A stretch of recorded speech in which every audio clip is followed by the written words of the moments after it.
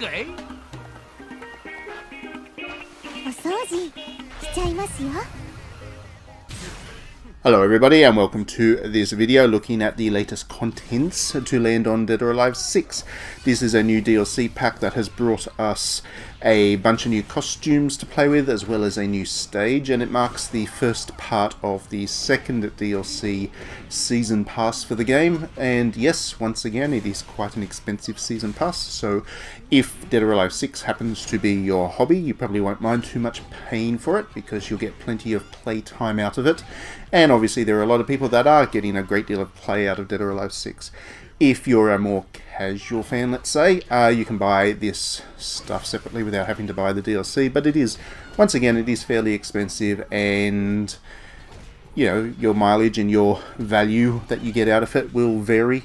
But let's assume, without getting into that debate once again, because that debate has been done well and truly to death, let's assume that you are interested in Dead or Alive 6 enough to take advantage of the costume DLCs and whatnot, and let's have a look at what you get out of this new one, because it is a good one. I do like it. It brings back, I guess, a classic part of Dead or Alive that we've been waiting for in the swimsuits and stuff, and yeah, it's quite enjoyable.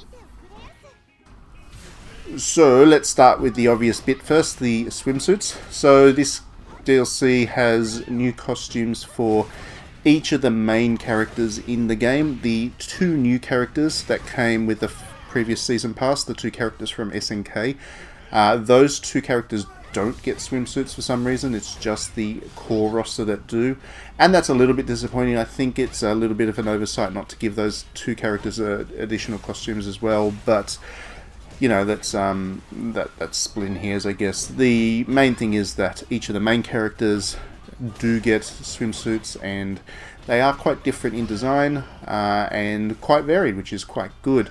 As you would have seen, there's Mary Rose's swimsuit has a very different look to Hitomi or Kokoro's swimsuit here, and those swimsuits all kind of suit the characters quite nicely, and the males all get ones as well, which show off their awesome bods as well. So yeah, in terms of quality, they're quite good and quite stylish, and definitely fitting, I guess, with the Dead or Alive spirit. Each of the swimsuits really kind of suits the character nicely, and these are obviously the first sets of swimsuits that characters have got as well. There's been a couple of, I guess, sexy or fan servicey costumes that have already been released for Dead or Alive 6, but these are the first swimsuits as such, which is, I guess, what that series has previously been best known for, and people have been assuming that there'll be ones that will come at some point for quite a while now.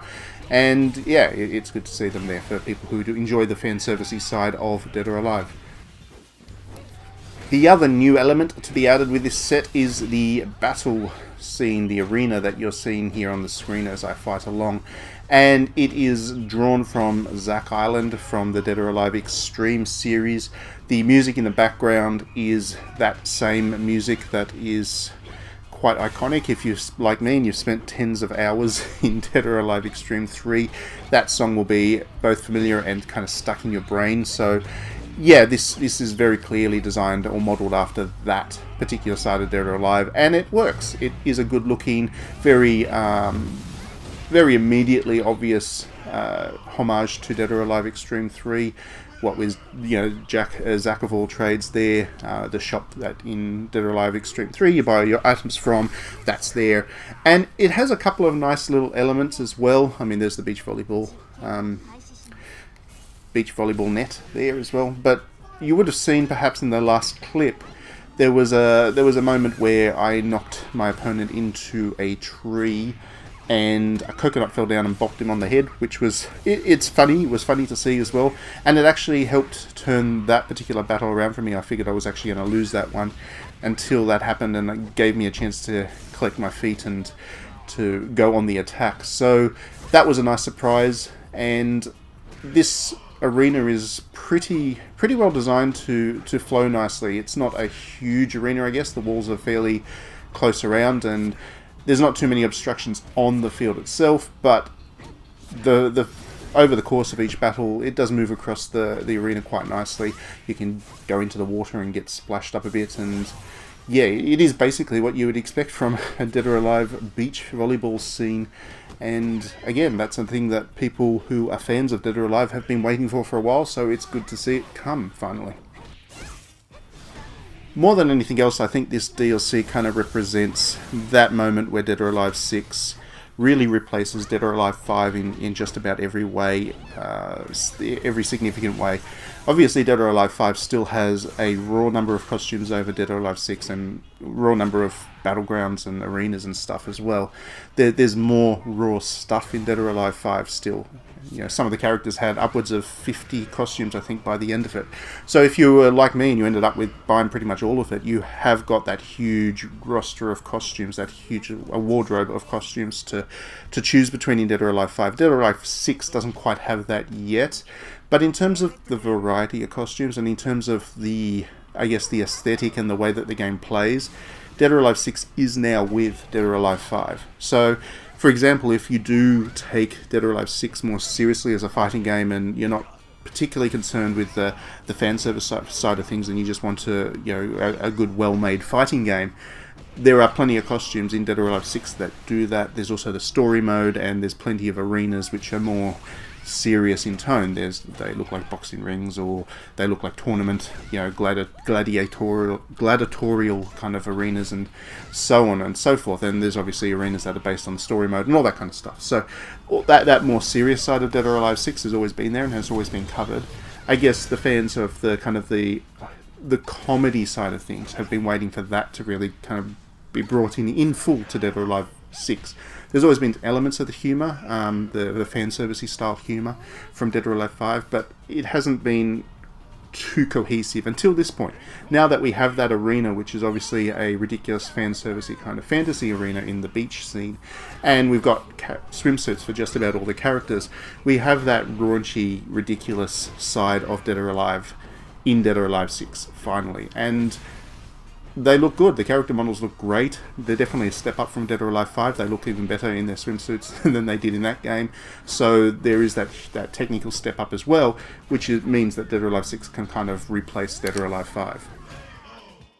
Now, in terms of what else is coming with this Season Pass, because this is obviously not the entirety of that Season Pass, there is, I believe, well, there will definitely be another set of costumes at some point, I'm sure.